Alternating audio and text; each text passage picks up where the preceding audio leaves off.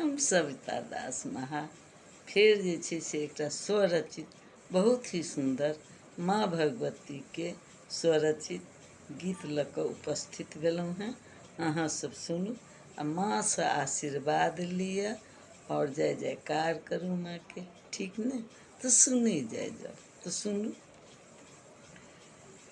चलू सखी हिली मिली मैया के दुआरिया, दर्शन करबै काली माई के। चलू सखी हिली मिली मैया के दुआरिया, दर्शन करबै काली माई के। दर्शन करबै काली माई के, दर्शन करबै काली माई के। चलू सखी हिली मिली मैया के दुआरिया, दर्शन करबै काली माई के। सिंह के ऊपर बैसली मैया, सिंह के ऊपर बैसली मैया, हाथ मीनी त्रिशूल है। दुष्ट राक्षस के करथी संहार मैया, दुष्ट राक्षस के करथी संहार मैया, भक्तों के करथी उद्धार हे।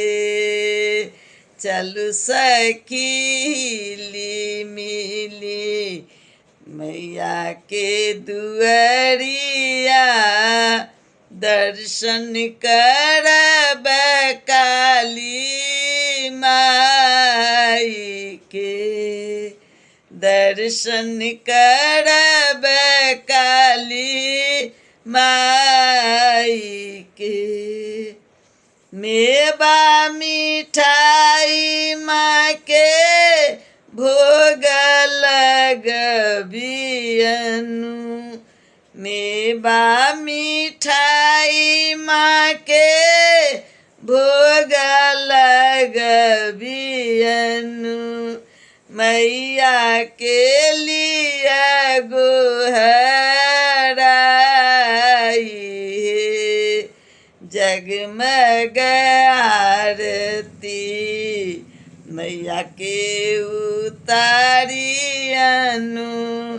जगमग आरती मैया के उतारियनु, माला के दियन पहिराई है। चलू सखी हिली मिली मैया के दुआरिया, दर्शन करबै काली माई के। कहथी सविता दास मैया के भजन गावी, कहथी सविता दास मैया के भजन गावी, मैया से मांगू वरदान हे। जुग जुग रक्षा करतीन काली मैया, जुग जुग रक्षा करथिन काली मैया, भक्त पर रहथिन सहाई। चलु सखी हिली मिली मैया के दुअरिया, दर्शन करब काली माई के, दर्शन करब काली माई के। जय माँ भवानी।